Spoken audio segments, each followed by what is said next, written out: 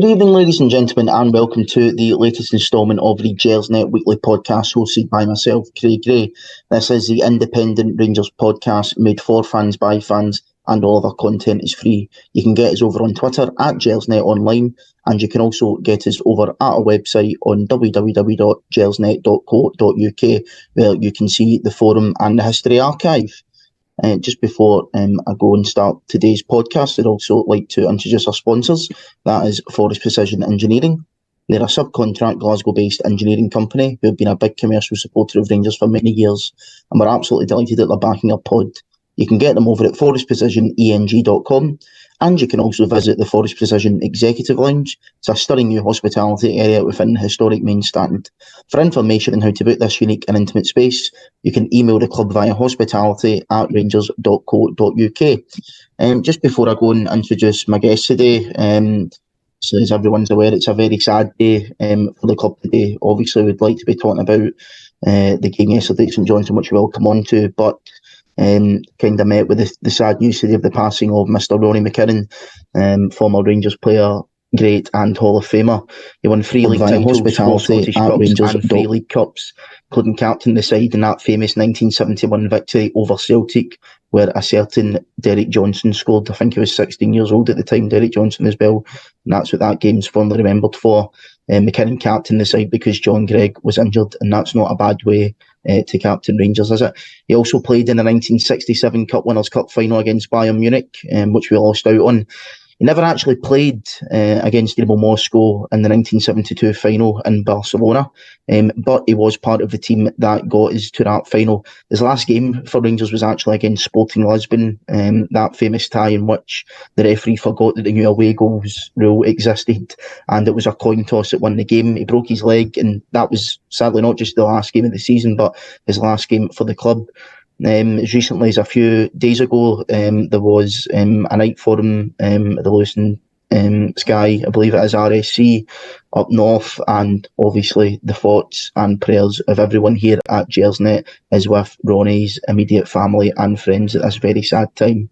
But as the Beatles song says, life goes on, and we've got a game to talk about from yesterday as well.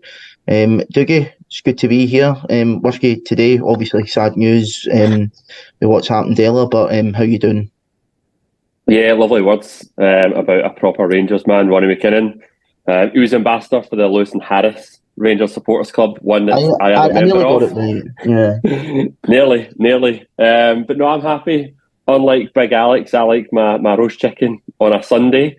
So the wife made a Sunday roast today, so I'm in a jovial mood. Poor Grant won't know what he's let himself in for with that kind of elite banter. But welcome along, mate. Good to have you on the pod. Yeah, Grant, obviously the viewers will be seeing a face that they've not seen before. Ladies and gentlemen, this is Grant Mackay. It's your Gersnet debut. Yep. So we'll go easy on you tonight, don't worry, mate. How are you doing? Yeah, good. Looking forward to it. Thanks for having us on. Not a problem at all. So yeah, we'll just start with the game yesterday at me as well. Dougie, it wasn't a classic, was it? These games at McDiarmid Park rarely are. I know you wanted to touch on the lineup there. There was a few changes made from the Celtic game as expected. Lawrence came in, Yilmaz came in, Ben Davies came in, Lundstrom came in as well. I think that was the 4 that I can remember. Danilo as well. So there was quite a few changes that were made. What was your overall thoughts on the game? On the lineup, there was an interesting comment from Michael Beale pre-match that he would be fielding his strongest 11. I think a lot of people looked into that comment expecting to see our strongest 11. I don't think that is our strongest 11. I think that's a proper Michael Beale comment where he knows in his head what he's thinking, and you can only try and get into the mindset of Michael Beale. I think what he was meaning there is a lot of players have been away on international duty. Guys are coming back, jet lag, tired, fatigue, all these kind of things. I think what he's thinking is that he's fielding the guys at the strongest in terms of fitness, and also we've had that period of 2 weeks where we've been able to work with some of these players and work in a specific system. So it was obviously notable that there was 0 internationalists in the team, and I think one of the things for me is I'm expecting to see to see signs. I think again Michael Beale had made a comment in a separate press conference around the fans are expecting to see what his system is. A lot of new players in the team expecting to see something from this team, and I'm not sure after 90 minutes I'm any further forward with what that system looks like. I think that's probably the first thing I've noticed is very evidently playing a 4-2-3-1, so probably a very subtle change in formation. But the thing for me that just really stands out is I just don't think players are playing in their strongest positions, both from the start and also from the bench. You're starting Kemar Roofe. He started as a number 10 to accommodate Kemar Roofe. He's then played Tom Lawrence out wide. We'll come on to the injury of Danilo, but he brings on Sima, and he just puts Sima like for like on for Danilo and keeps Roofe in that number 10 position. It's probably no surprise that certain players came into their own when they started to move around the position. I think Sima looked a lot better when he went to right wing, when Roofe was up front. And I think Tom Lawrence looked night and day when he was playing in that hole right behind the striker as well. So I think 11 was certainly interesting. Where players were playing in the team was interesting. But it was interesting to see Yilmaz and Davies restored to the starting 11. We'll come on and talk about Yilmaz a wee bit later. But I think Davies is a player that's come in for a lot of criticism. He's a player that a lot of people, including myself, are quite vocal during the summer that we wanted them out the door. And I think one of the main reasons why a lot of people like myself wanted them out the door is he cost us £4 million. He's a big earner. I think with the Austin Trusty links, for example, it was always obvious that we would only be able to go out and spend that kind of money on a centre-back if you moved Ben Davies out of the club. But fair play to him, that's his first start this season. And I've got to say, I think he done very well. And a stat actually appeared on Twitter, which really surprised me. Not this one, Dougie. Not this one. Have you seen it? Like this blew me away. I have, and I counteracted it straight away. And I'm looking forward to it because the stat was 18 times Connor Goldson and Ben Davies have started in the league together, and they've won every single one of them. Now, let me hear your counteract. I want to hear it. Well, my counter argument to that is I don't think it's that they've won every game; it's that they're unbeaten. Because one of those games was against Celtic, the 2-each draw at Ibrox. So 1 out of 18 was against Celtic. I suppose that's kind of average. But the stat that I came back with is that they've played Celtic together 3 times and they've failed to win once. So, it's all well and good being able to beat the Dross in the league. And the thing is, I don't think Ben Davies is a bad player as such. He's very comfortable against your St Johnsons and whatnot, but you don't pay £3-4 million for a guy that can play a good game up in Perth. Do you know what I mean? When you're paying that amount of money for a centre back, he needs to be able to do it in the big games. Unfortunately, here he hasn't. So games like that yesterday would have maybe rather have Balogun or whatever. And that's not me saying as well that John Souttar's the answer, because that guy's made an enormous amount of errors. And as much as I do like John Souttar as well, we just. I said yesterday as well, I prefer the partnership of Goldson and Souttar to Goldson and Davies, but marginally, which isn't a good thing.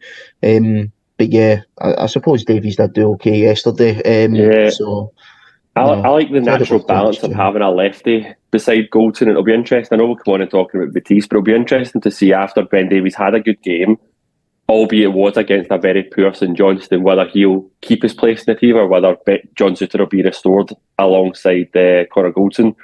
There was another couple of things to call out as well. So obviously Michael Beale made a big deal at the end of last season about judge him on the players that, judge him on the team when it's his players. Interestingly, after a summer recruitment of a total of 9 players, we only had 3 in our starting 11 yesterday, and one of them was a goalkeeper. And then the other thing, just to call it as well, is that the Cantwell injury is a concern for me. I think it was good to see Lawrence back. That's a huge boost. But for me, Michael Beale said Cantwell's probably expecting to be out for 3-4 weeks.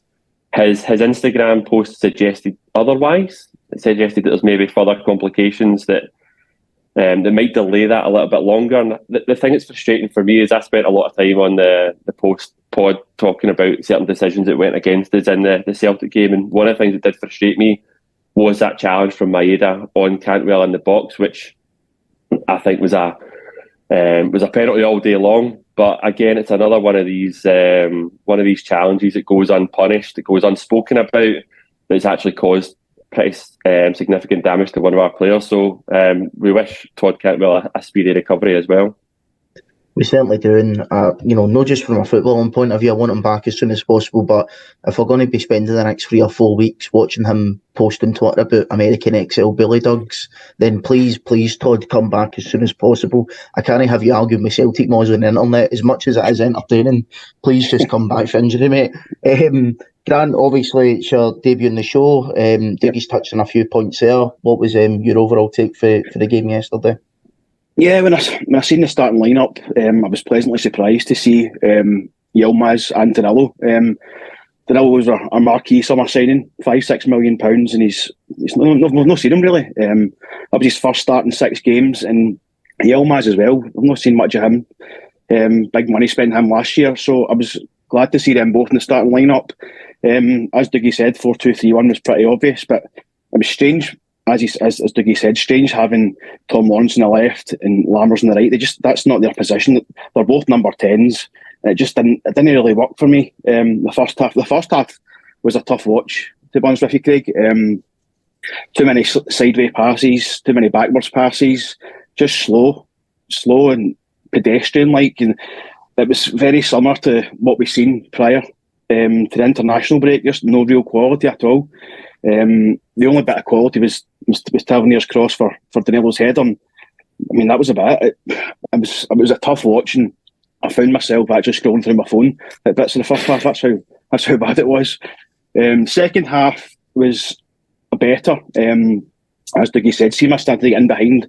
When he moved out to the right hand side, we brought Matondo on for Lammers, and we started to show a bit of creativity in the forward line with Lammers going off and putting Lawrence in the number 10 role.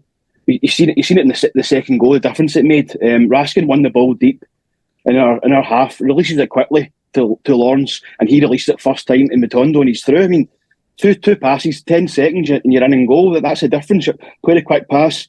St Johnstone can't set themselves, and it's 2-0 and it's game over. So just the first half was so lethargic and just boring to watch. Second half was better when we made the switches and had the natural width with Matondo on one side and Seema on the other. So it was a lot better watch second half, and yeah, that was basically job done after that. So positives for me are 3 points, clean sheet, and then getting Roof 90 minutes as well. So yeah, job done, but not easy in the eye. No, but that's the thing. These trips to McDiarmid Park really are easy in the eye. And look, I've made my thoughts on Michael Beale quite clear the last few weeks. I don't think he should be the Rangers manager anymore. But I'm at that stage now where it's quite clear that the board are going to back him for the next block of games anyway. We need to get behind the team, behind the club, and hopefully things can turn on the pitch. But I do feel that we're at that stage with Michael Beale now, is at the point where everyone is going to nitpick every small thing. So, like, for example, see this whole, he doesn't know his system, blah, blah, blah, blah, blah. For Rangers fans, how important are those things really in the cold light of day? Because if we're going into games and winning them, even if it's by 1 goal and we're playing rubbish, nobody's going to care about what system he's playing, or if we're playing nice football or this or the next thing. So I think it's at that point now where, as far as I'm concerned, the only system that I want at Rangers is a system of winning. If you look at the game yesterday in isolation, right, we've created a few decent chances. St Johnstone have had 0 shots on target. We've had about 70% possession. They never looked once like scoring. It was a comfortable afternoon. I think it's just the circumstances have maybe allowed us to panic. And I know a lot of people are saying, well, it needs to go to McDiarmid Park and win by 4, 5, 6 goals so that we can maybe get back inside a wee bit. That was never going to happen. The last couple of times I can remember is beating St Johnstone by that amount. I think we're under Pedro Caixinha. I think we won 4-0 there. Which, I mean, if that's what we're going on to measure success at McDiarmid Park, then, let me off. And then I think another time, we'd actually been our last game in the SPL before we get relegated. We won 4-0. I think McCulloch or the local scored the hat-trick. So it's very difficult. I mean, you go to McDiarmid Park, you're expecting a slog. If you get through with the 3 points, as far as I'm concerned, that's a result. It's going to be the same against a lot of teams this year. That St Johnstone team, I think from what I've seen so far this season, they probably are the worst team in the league. But they went to Celtic Park 3 or 4 weeks ago, stuck 10 men behind the ball, and Celtic actually hardly created any decent chances against them. They're a solid enough side defensively. Once you get that early goal, but I suppose that is when you're expecting it to kick on and get a few more. But I just think we're at this stage now where it's going to be everything's nitpick. Even you, Dougie, like you're talking about, Michael Beale saying he's playing his starting 11, and people, he's the best 11, the strongest 11. People will jump on that. I said a couple of days ago on Twitter, it's like I've genuinely stopped listening to Michael Beale during press conferences because, I don't really get anything from it anymore apart from the injury updates. But even then, it's kind of getting them wrong because I think he said initially Cantwell was out for 3 or 4 games, and then it turned out to be 3 or 4 weeks. So, we'll only see what happens with that one. But, at the end of the day, it's 3 points, it's job done, it's a clean sheet. It was comfortable, and, we need to try and look at the positives. We do. I think you're absolutely spot on though. I think if we were top of the league and we were in good form, I think everyone would be coming away from yesterday's game thinking job's a good in, another comfortable victory, 3 points in the bag, and everyone's happy. But I think the reality is after the PSV game, after the Old Firm game, we're looking for a reaction. For me, it wasn't about a 4-5-0 victory up at McDiarmid Park. For me, it was about seeing signs of some kind of improvement. Yeah. And I think as Grant touched on, first half was just after Danilo got his goal, after his injury, it just fell very flat. And actually, Big Alex, I love him. His immediate post-match reaction video was brilliant. He just described it as a bit meh. And that's how it was. It was just one of those games. It was just, all right, cool, that's it, done. You move on, 3 points in the bag. When I think a lot of people wanted to just see a big reaction, and we just didn't get the big reaction. Listen, I'll take comfortable 2-0, 1-0 victories if they lead us to success this season. I suppose right now it's just that lack of belief that that's what we're going to get. I think everyone is judging Michael Beale right now. I think a lot of people have already made their minds up on Michael Beale right now. And I tell you what, it's going to be a tough ask for him to turn those opinions round. But whilst he is Rangers manager, he gets my full backing and the players get my full backing, because I don't care who's in charge. I just want to see Rangers win games and win trophies. No, exactly. I mean, Grant, it's one of those things where, like, it's comfortable, it's a clean sheet, it's a 2-0 win at McDiarmid Park. And like I say, for me, the reaction that I want isn't so much a reaction at McDiarmid Park. The reaction I want is to see this team going on a 4, 5, 6, 7, at least league games in a row and get win after win after win after win, build momentum. Because as much as things are bad just now, right, always try and look at the positives.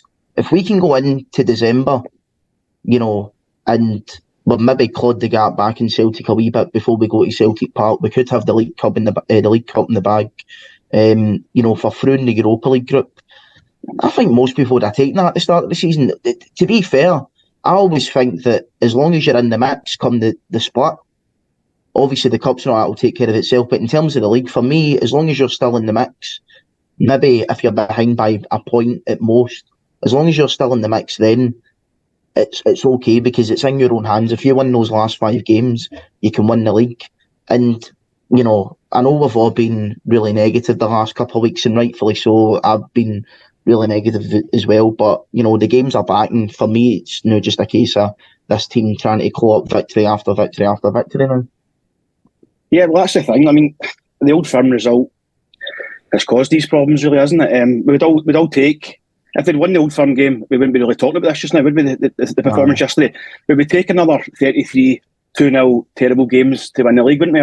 We'd take it, but the damage was done 2 weeks ago. The manner of the performance was done. The damage was done. I watched your podcast, and you both were spot on. It wasn't great. And we've got a good run now. I think is it 5 at the next 7 are at home in the league. So, and Celtic are away to Hibs, Hearts as well. So there is scope there to go on a run. But this is the problem, Craig. We seem to go on a run, and then it comes to the big game at the end of the year, and we seem to fall flat in our face time and time again. So yeah, we can go on a run and beat these teams, but the proof's in the pudding in the big games. We don't seem to do it. We've done it time and time again. The PSV one, and then the Celtic one within a week. So yeah, we can claw the points back, and you're probably right. We could have a trophy in the cabinet, but is that going to save his job? I'm not sure. Yeah, I mean, I said that on Friday. I went, the real sort of big game as such, we don't really have one until that Old Firm game. And I mentioned this to Stuart. Stuart did say the European games are big, and of course they are. But when I say big, I mean big as in ones that will determine whether Michael Beale stays or not. Because if we can manage to get through this Europa League group, second place, cool, job done. But it's not going to make me say, "Oh, I should stay as the manager because we finished second in the Europa League group." But it's a weird one, but we'll just need to wait and see. Dougie, once you speak about Yilmaz briefly, really strange situation with this guy. You think 1 minute the manager doesn't fancy him, then he's starting him the next day. I really don't know what to make of not just him as a player, but his position at Ibrox. I mean, I thought he was okay yesterday, probably get pass marks, he was relatively comfortable. One thing that I noticed, and I'm sure everyone did on Twitter, was the amount of space the guy was in, time and time again, and it just seemed like the players refused to pass the ball to him. They were feeling quite sorry for him at times. I think John Lundstrom actually at one point had a go at Connor Goldson for just continuously passing the ball out to Tavernier, and nobody was giving it to Yilmaz in that space. What did you make of his performance and his overall sort of scenario at the club now, mate? I don't want to write anybody off because I said a lot of things about Rabbi Matondo last year, and Rabbi Matondo is currently making me eat my words, and I'm delighted that he is. I seen a bit of a chat there in the thread there about Rabbi Matondo's performance, and he was excellent when he came on. And I don't want to digress too much, but one of the things that I just really like about Matondo is his pace and his direct elements of his game. No surprise that we looked a lot better when we had pace in those wide positions. I think that's what you don't get when you've got the likes of Lawrence there. So much prefer seeing guys that have got pace but ball carrying ability there as well. But because of that resurgence, that resurrection from Matondo, I don't want to write Yilmaz off too much. I just think the noises from within the club are a little bit different. I think I'd said a couple of times in the WhatsApp that the rumour was that Michael Beale did rate Matondo. He did see something in Matondo, whereas all the noises coming out about Yilmaz are just not very positive. And I don't know what it is. I don't know whether it's his height. He is a defender. You had a lot of noises about Sterling when he signed about, he likes to defend first and foremost and then go forward as a secondary element to his game. Yilmaz's a bit small, he's a bit weak. I don't think he is that commanding defender, but I don't think Borna Barisic is either. But I also just don't know if Yilmaz plays to the system that Michael Beale wants him to. You see it with Tav, particularly in that first goal. We do get our width from our fullbacks, and it was a lovely goal. But it was Tav, once again, a right back that's in that position to make the assist. I didn't see that a lot from Yilmaz, but I think you're spot on in terms of it was very evident the play wasn't being passed out to Yilmaz. And that's actually, in my opinion, not a Yilmaz thing. That's been consistent all season. There was a game, and I can't remember what one it was, but there was a pass map shown of how many times the ball was played right as opposed to left to Barisic. And it was ridiculous how many times the ball was getting played out towards Tav. And at the time, I'd kind of called out around a lack of confidence in Barisic. And, I suppose that's potentially where we're going with the chat around Yilmaz here. But I actually just wonder if that's a wee bit too much influence from Tav now. You see it pathetically with throw-ins. The throw-in bit really, really infuriates me that Tav has to take the throw-ins, albeit I think that's probably a manager's instruction there. But I just think we're playing it too...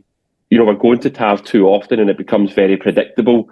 And actually, they got to points in the game where they were just leaving Yilmaz and moving over towards Tav's side. So it was evident. I'm not sure how much of that was on Yilmaz. Obviously, he's not in the European squad, so he won't feature on Thursday. So expect Barisic to come back in again. But it will be interesting to see when Yilmaz gets back into the squad. I do suspect that he was brought in because Barisic was away on international duty I expect Barisic obviously to come back in on Thursday, and I expect Barisic to keep the jersey beyond. Yilmaz needs to do a lot more if he's going to try and take that jersey off of Barisic, in my opinion. Yeah, weirdly, Borna Barisic managed to have a miraculous recovery in time for international duty with Croatia. Like he seems to do quite often, but yeah, I digress. Grant, obviously you mentioned Danilo earlier, his injury, which we'll come on to, but first of all, I want to just talk about him, his performance for, like the 20 odd minutes he was on, not just that, but this season so far. He's looked very, very lively. I tweeted yesterday after he scored the goal, well done to Danilo for being the only striker this season to actually gamble. So how many times have we seen, and Dessers has been the biggest culprit of this, whether that's his fault or the manager's fault for maybe playing him out of position, but the amount of balls that have been played into the box, and you're thinking, just gamble, go make a run, do something, try and get your foot in your header and just see what happens. The sad irony is Danilo becomes the first striker to take a gamble this season. Now you know why Dessers isn't doing it, because the guy took an absolute belter to the head. It was a sole one. I mean, I say we shouldn't speculate, let's face it, that's all we're going to do here is speculate until we've got any evidence of what's happening. It does look a sole one. I'm hopeful that it's not bad, because he was trying to stay on and stuff like that, but then you seen Mark Waller just like, nah mate, you're coming off, and then obviously you've seen the marks to his face which look really bad. I think, is it a fractured cheekbone or something like that Michael Beale said he might have?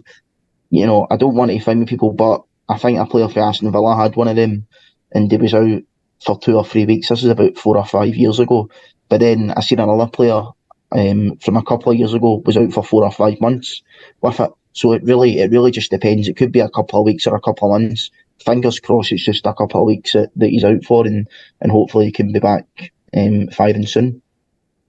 Yeah, well, when we were linked with him in the summer, I was looking obviously up videos of him, seeing what it was all about. I didn't really know much about him, but when he's played with Rangers, he's looked sharp. He's looked good. He does gamble.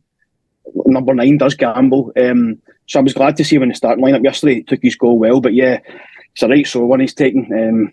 And I think they're going to be with surgery last night, or was it yesterday? Last night. So he obviously can keep himself fit, because it's not an injury to stop him doing that. Maybe make him wear a mask in a couple of weeks, but it looks like a couple of months, I would think. But looking at that, maybe after the next international break we'll see him back. But no, I like the look of him so far.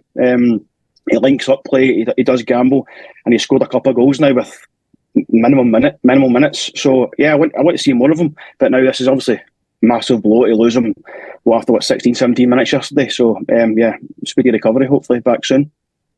Hopefully. I mean, it was a lot of money it cost Dougie, obviously between that 5 and 6 million quid range, and he has looked sharp, like Grant said, every time he came on. I never understood the first game of the season why we started Dessers over Danilo when Dessers had, himself admitted that he wasn't fit. Danilo had a great pre-season with Feyenoord. We've seen the goals he was scoring, and everybody's commenting on Feyenoord's Twitter like, stop playing friendlies for Feyenoord, come to Ibrox. But it's just a look into it. It's like as soon as a player comes into form, he gets injured. It's just like, when is this going to end for us? It was a real shame for him, because he's wanted that chance for a long time. Dessers has held the jersey. He's just not impressed by Dessers.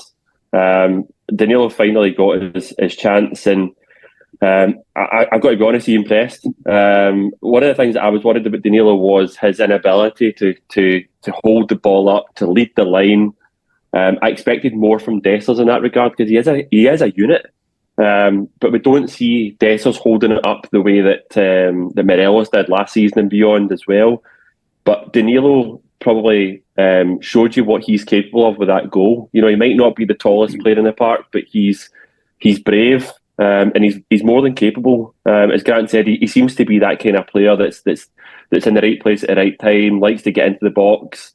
It was a brave header.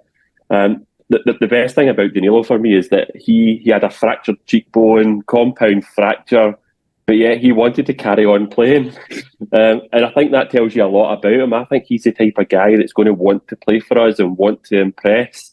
And as Grant said, it's the first time you've seen that commitment from one of our new signings. I think Dessers could be sitting there watching and learning something from him.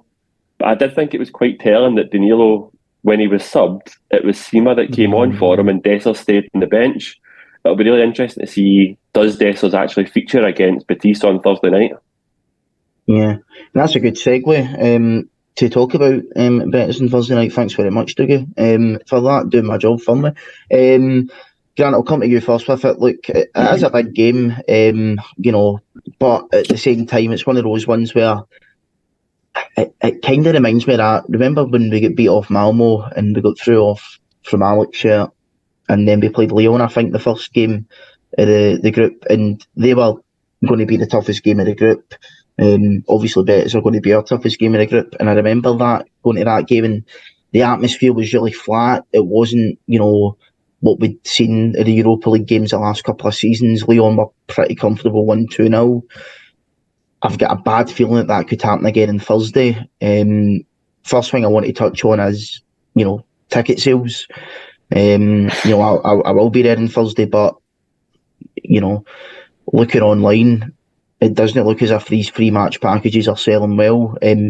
Certainly not as good as they have been in the last few years. I mean, I still reckon we'll probably get about 45,000 on Thursday, but you've been getting high attendances at Ibrox for the last few years, even in cup games. I think a large part of that's got to do with the sort of managers trap that the club have gotten people, where it's like if you're not buying a ticket for a home game against Partick Thistle in the cup, you're not getting the points. That could affect you for going to Hampden, getting away European games and stuff like that. But even that's not convincing people to buy tickets for what is a big European night at Ibrox.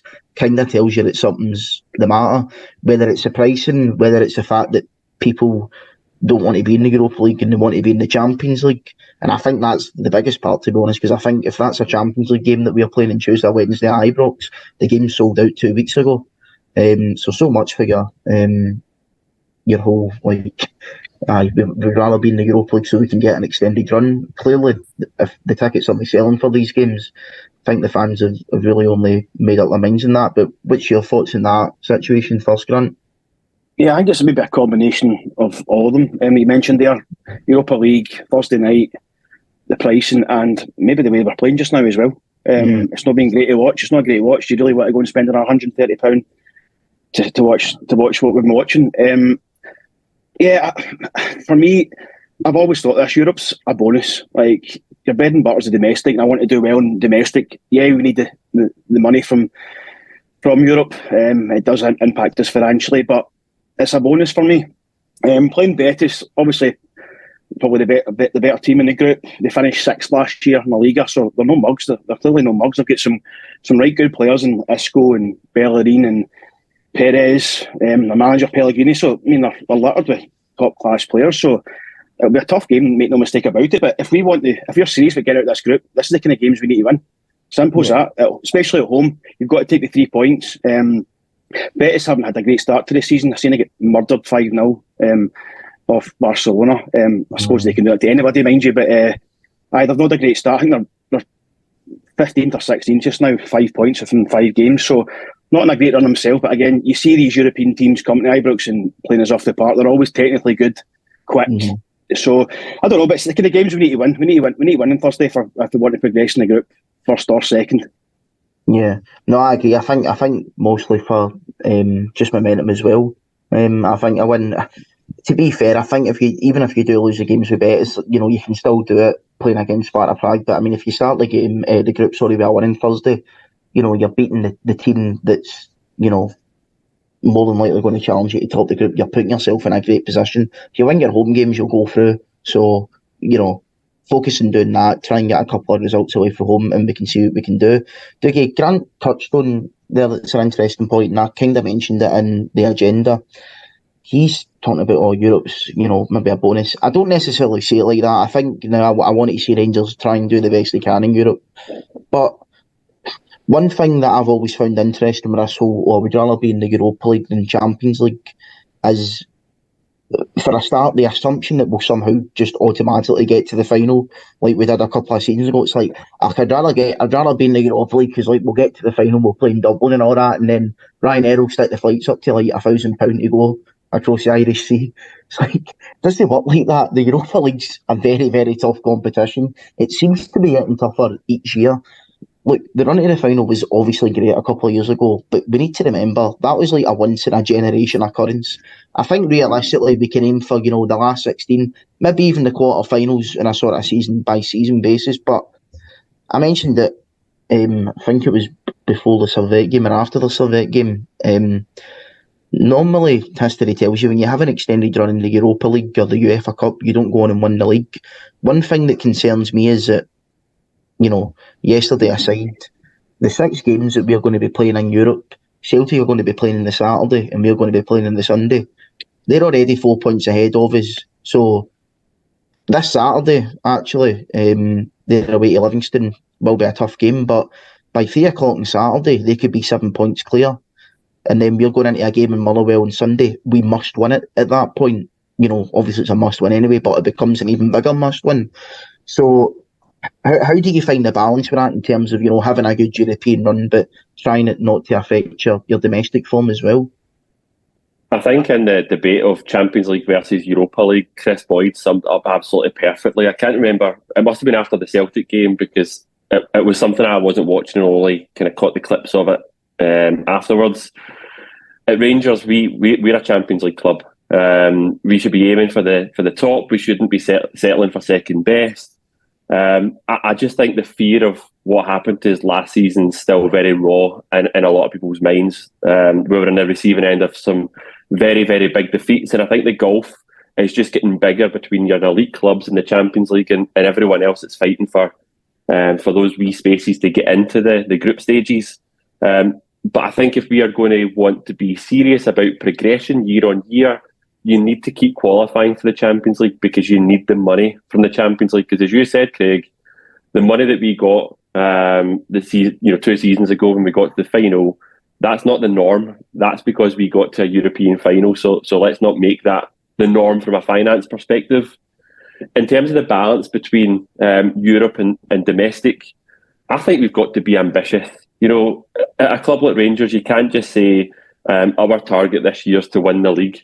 I think there needs to be multiple targets. And for me, every single target, every single year should be you win the league, you win a cup, and you qualify for Europe post-Christmas. And I think we're in a brilliant position for all 3, even still. From a league perspective, Celtic are out the League Cup. We do have a favourable draw at the moment. It's in our hands to now go and win that cup. If we don't win that cup, there's going to be a lot of fingers being pointed at Michael Beale for not going on and finishing the job. From a European perspective, obviously we've dropped down to the Europa League, but we were pot 1. We are in a group where 3rd place as a minimum gets you into the Conference League, which would take you into post-Christmas European football. I think that should be the absolute bare minimum, albeit I'm with Grant. I think if we start strong against Betis, we should be looking for qualification into the next round of the Europa League. But from a league perspective, and to your point there, Celtic have the same challenge as us. They're also in Europe. They're also playing domestic football. Yes, they're playing on a Saturday. That is an advantage. I'm not going to lie. That's something I didn't want us to hand them. But they've got a really, really tough run of games. You look ahead to this weekend, Livy at home, Livy away. That's a tough game. Grant's touched on already. They're having to go to Edinburgh a couple of times over the next period as well. They've got some tough games. I think there'll be points won and lost between now and the next international break, particularly in the east side of the city.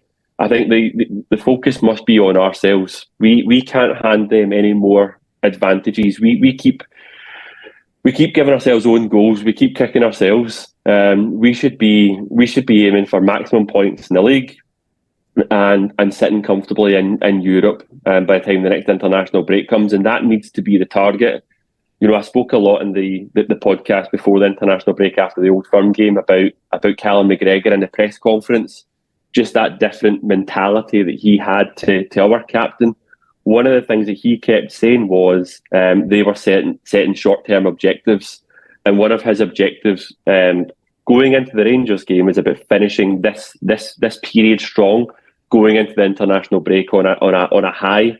That needs to be our aim now. We need to be focusing on the period of games between now and the next international break, and we need to set ourselves up for success. We absolutely do, and Europa League has been a good competition for us the last couple of years, but I just think now I'm at that point anyway where we're just kind of fed up of it. Now, that's not me saying that if we go on an extended run, I'd be absolutely gutted. I wouldn't. I'd really like that, and that's what we should be, because we're in the competition now. I want us to go on and do the best that we can do it. I've got to admit, Dougie, I don't think I could deal with the Conference League, because I genuinely think that we would have a decent chance of going on a really good run there. And that actually sounds like counterproductive, as if I'm saying that I don't want us to go far in a European competition and get to a final, whatever. I mean, look, if we drop into it, I want us to win it, obviously. But, if we can get through the Europa League group, one thing that finishing first in this group actually does do, and it can help your domestic form, is that it automatically propels you into the last 16. So we've seen us finish second a couple of years ago. You need to play a playoff round, which you did against Dortmund. And you're playing against a team that's came out the Champions League to get into the last 16. So if we can somehow finish first, which I don't think it's out with the realms of possibility. I mean, you've seen Hector Bellerin's interview the last couple of days. He's been talking us up, this, that, and the next thing. He's saying that, we're the team that everybody in the group wants to beat, which is, fair enough. When they say that in their current form, but, thanks very much, Hector. Nice guy. But look, if we can finish first, then we give ourselves 2 less games to play. And we did see, although the league was won before getting to the Europa League final in 2022, you did see the amount of times after a Thursday we were dropping points in the league. I think that Motherwell game was the biggest one. We were 2-0 up at half time, and then, the roof caved in and ended up drawing 2 each. So, but we've got a chance here to progress, go as far as we can, pick up prize money, which we didn't do last year.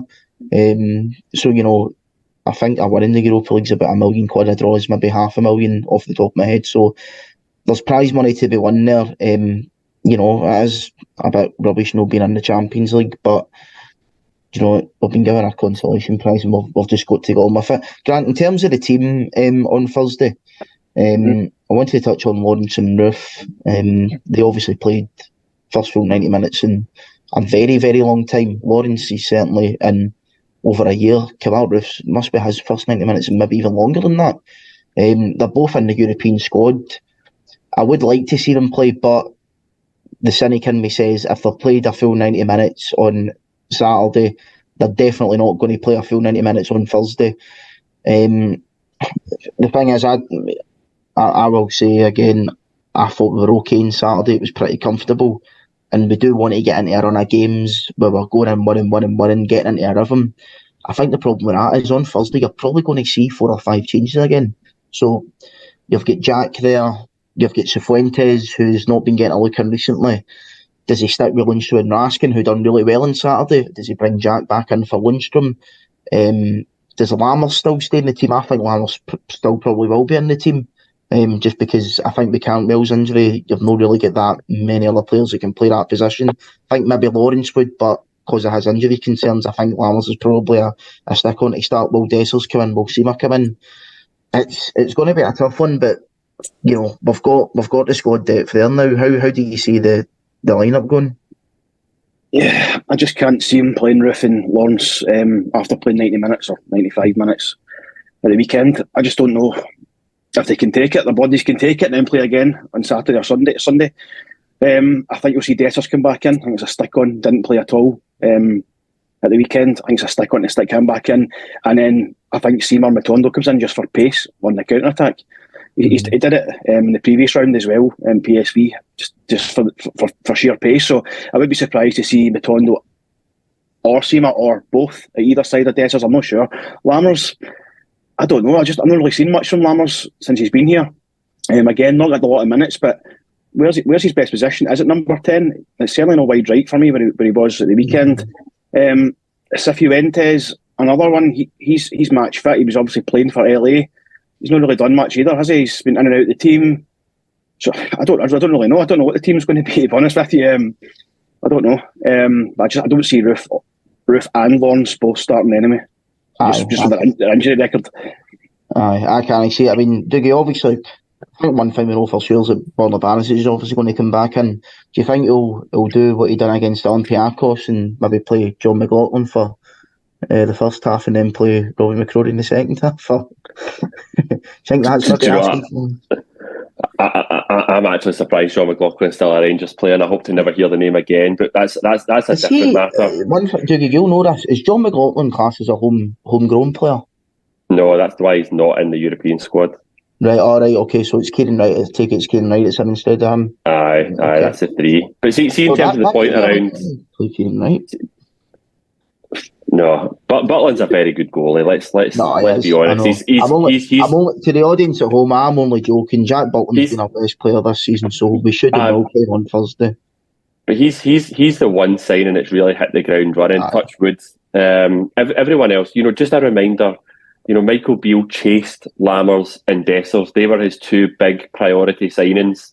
And so far they've really underwhelmed. And we're talking about Lawrence and Roof and whether they retain their place. I'm of the mindset that they will play.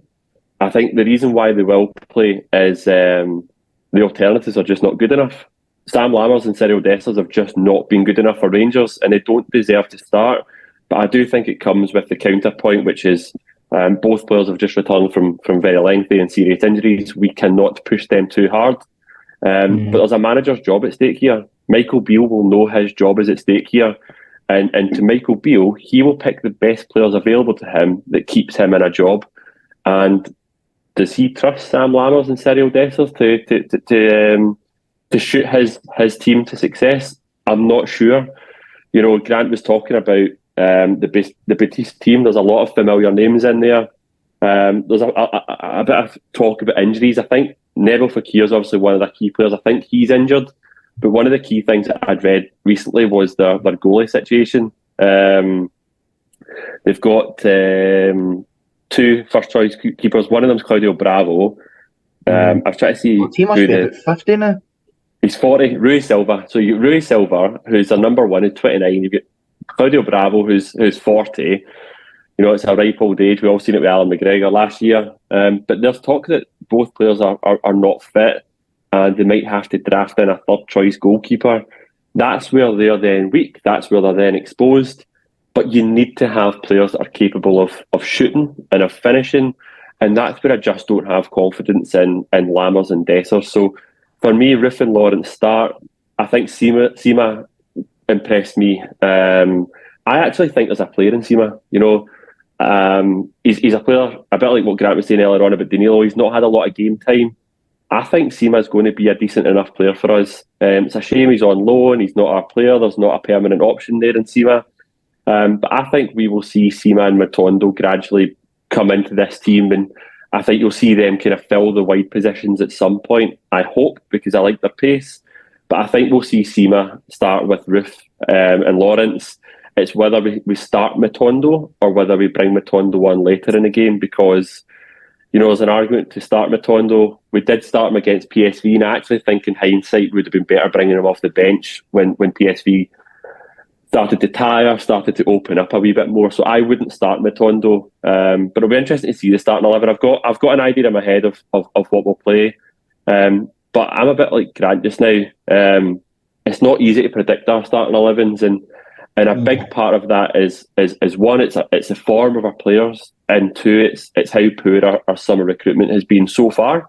I don't want to write anyone off yet, but I look at the starting 11 that I've got written down, and other than Butland, controversially, I think all the noises about how it's an exciting summer and Michael Beale wanted to be judged on his team. Looking at that starting 11, I think it's weaker than last year, and that's saying something. It definitely is. I think this will be our 10th or 11th game of the season, and it's already going to be guaranteed that it's going to be the 10th or 11th game in a row, whatever number it is, that we're not going to have played the same starting 11 back to back. And I will genuinely be shocked if we play the same starting 11 2 games in a row, at least up until Christmas, just because we're going to have pretty much 2 games a week until then, whether that's Europe League, Cup, blah, blah, blah. I'll be shocked if we play the 2 starting 11s. It'll probably be until the new year if we even manage to do that, which will be incredible. But here's hoping that he somehow finds a way to make it work.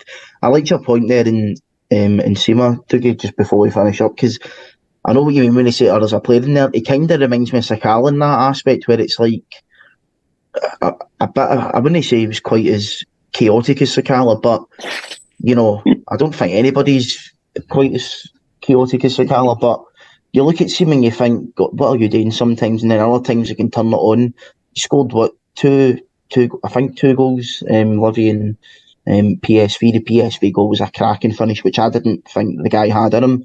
But he's I think a joint second scorer anyway, a third scorer. So he's doing better than most of the other attacking players anyway. So the likes of Dessers that was signed for £5 million, he scored the same amount of goals as him. He scored more goals than Lammers, who was bought for £3.5 million. So Seema's definitely not the worst of them so far. Do you know, Craig, I think he was unlucky not to get an assist at the weekend as well. Dare I get into a conversation about decisions by officials and VAR? I've not seen the angle that Frankie was talking about before the show that suggested that he actually was offside. The angle that I've seen and the angle shown on the TV, I think it looks a very controversial offside. And it's just, I spoke about it before a ball was kicked, that we need a bit of luck on our side this season. And the luck that I was talking about was primarily in the injuries.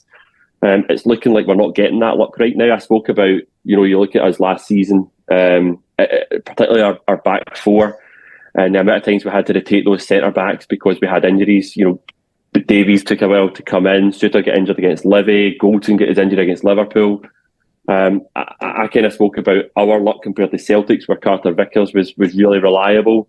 That's what I was meaning by luck. I wasn't meaning about decisions. And so far, I just look at some of the decisions right now and I scratch my head. That offside one, I'm interested to see that view, to see the one where Seema does look off, because it looks controversial. But I think Kemar Roof can feel a little bit hard done by not having 2 goals in his last 2 games, because dare I bring up the VAR decision that went in Celtic's favour with the challenge on Turnbull. I struggle to see the difference between the tackle on Turnbull and the tackle that Dessers put in. One went against the Rangers player, one went in the favour of the Celtic player. I'm not going to try and start any conspiracy theories or anything. All I ask for is a decent and consistent level of officiating.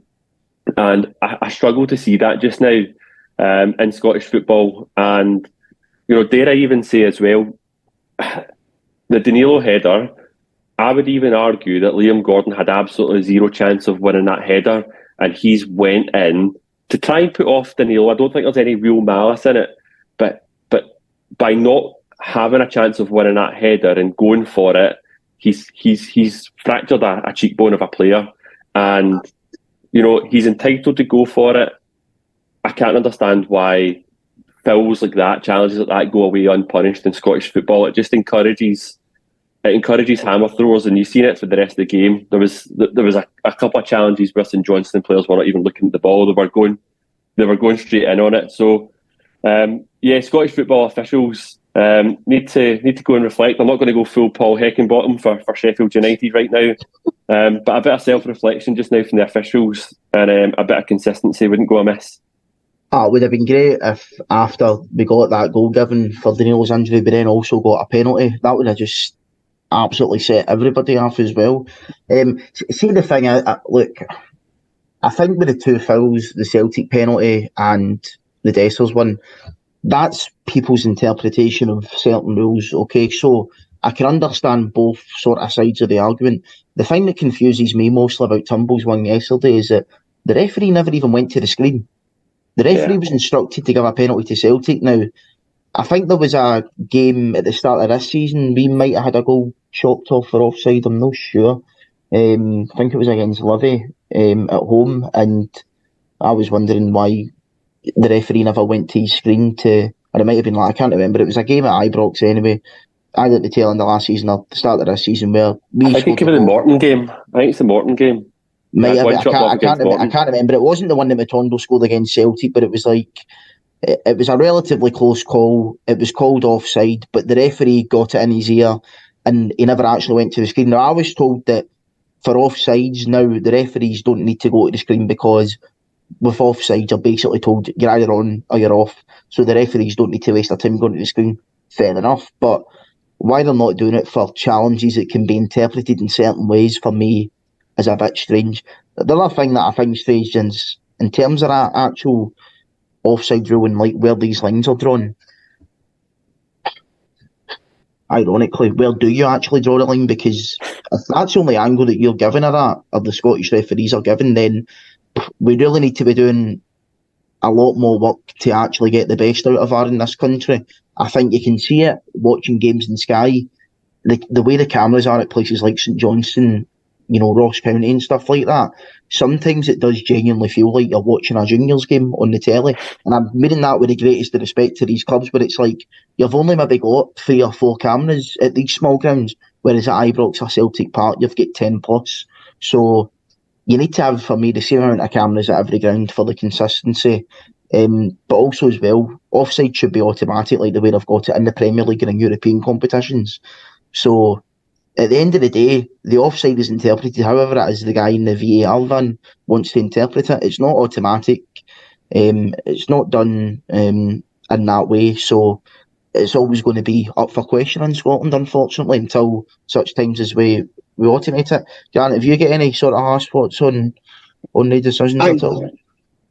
Yeah, I was watching the Arsenal game earlier on, and there's one very similar as well. They drew the lines, and I'm looking at going like, how is that offside? I just don't get it. I really don't. So, as Dougie said, consistency. That's all we want. The Dessers one and the Celtic one is very, very similar. I don't get how one can go one way and the one's the other way. But yeah, I'm not going to go back into that again. I've talked about that too much. But no, as I said, good win, job done. Move on to Thursday. That's it. Exactly. So before we go then, we'll get your predictions. Dougie, what are you going for? 2-0 Batiste. Just joking. We're all depressed enough because we're having to go to work tomorrow and you're saying that?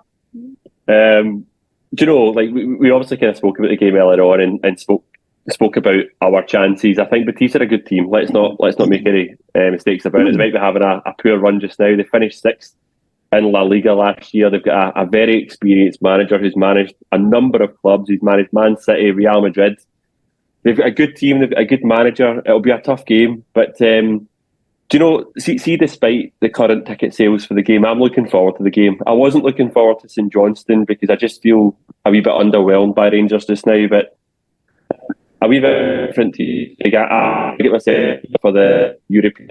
I'm looking to finish maybe a few telephone books. Europa League better than the same. Ibrox is always full. We'll go Rangers. Well, I wonder if the audience at home had the same difficulties hearing what Dougie done what he done a couple of weeks ago after the Celtic game and just started to sound like a Dalek again. I'm just glad it's happened at the end of the podcast and no halfway through it. I think you said we're going to win 5-0, so we'll take that anyway. Grant, what's your prediction for the game? Nights at Ibrox and European nights are different, aren't they? We've beat a better team. We drew with a better team in PSV at home. I don't see why we can't do the job at home against Betis, so I'll take a 2-1 win for Rangers. Aye, I think we'll win as well. I'll go 2-0, but we'll finish up there. Ladies and gentlemen, thanks very much for reference because I did sound like a Dalek there, but I'm going for a victory.